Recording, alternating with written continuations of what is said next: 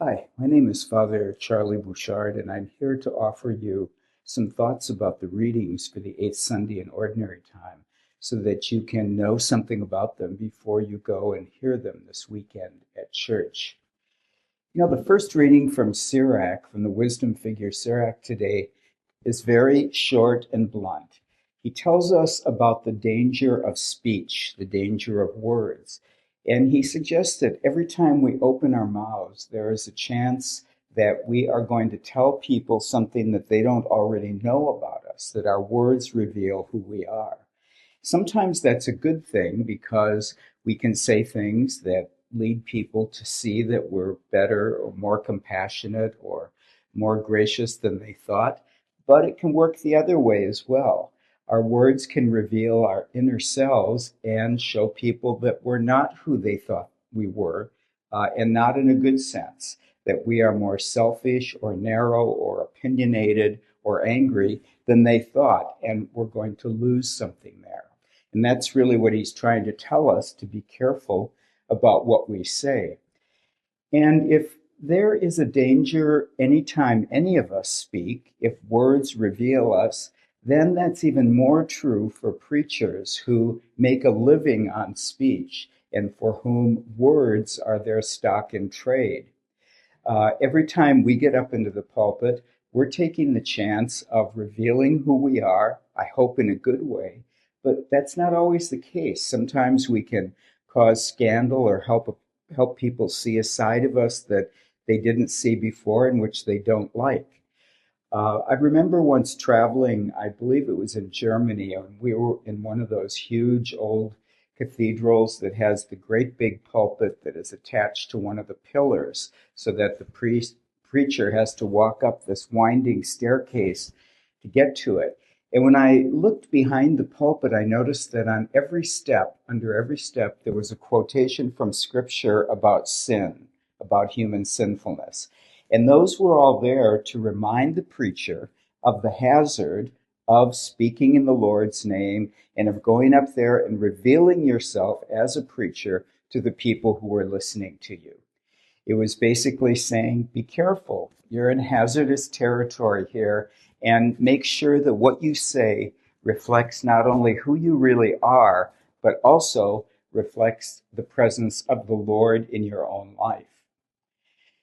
There is nothing worse probably than a hypocritical preacher, somebody who says one thing and does another. And there are a number of examples of this in literature. For instance, if you're familiar with Sinclair Lewis's novel Elmer Gantry, about a self-righteous preacher who has a very dark shadow side. And he reveals that in there and shows the hypocrisy that was in this particular person's life and in his preaching.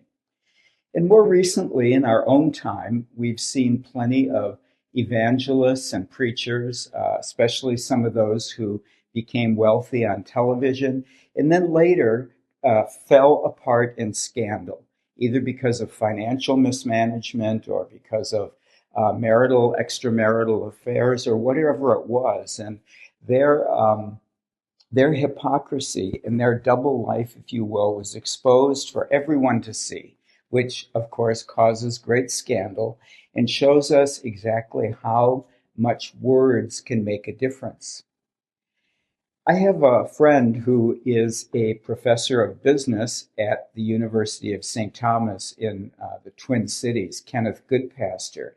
And one of his specialties in business is business ethics. And I remember one time him giving a lecture on business ethics. And he said in that lecture, if you're going to go into business, you have to make friends with hypocrisy.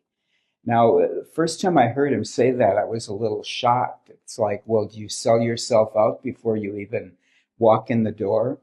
But what he was saying is that in the business world, whenever Christians enter into public commerce, they're always going to have to make compromises. We cannot get everything absolutely right and straight with the gospel every time. And so he said, we're going to have to be comfortable with a certain amount of incongruity or discordance between how we really feel and what our business jobs call us to do. And I don't think that's just a risk for us in business. I think that's pretty much something that we all face every day. In the smallest exchanges we have with people, are we really being honest? Are we really speaking out of our hearts? Or are we trying to protect ourselves, our own image? Are we trying to protect somebody else or something else? And so we misrepresent how we really feel inside and instead present a different self or a different person through our words. And in doing so, we engage in a kind of hypocrisy.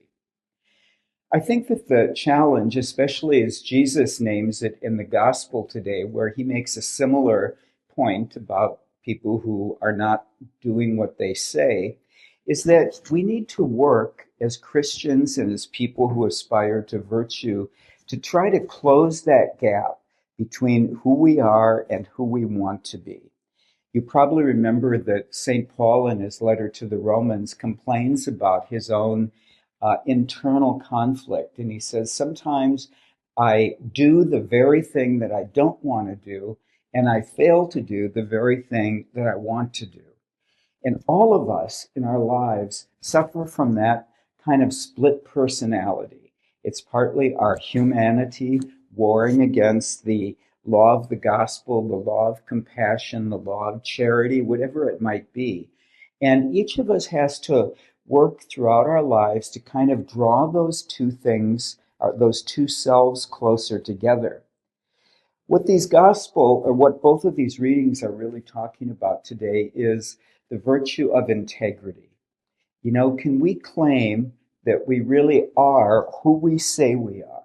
If we say we believe in the Lord, if we say that we have experienced God's salvation, if we say that we want to follow the commandments and the law of love, can we prove it? Can we prove it through our actions and through our words? It's bringing our personalities together, letting them be united and made one by our hope in the Lord and by the gospel. So when we hear Jesus say that only a good tree bears good fruit and a bad tree, of course, bears bad fruit or maybe none at all, let's commit ourselves to trying to make the wood of our own personalities pure, more fruitful, and especially more reflective of the unity of holiness to which the Lord calls us.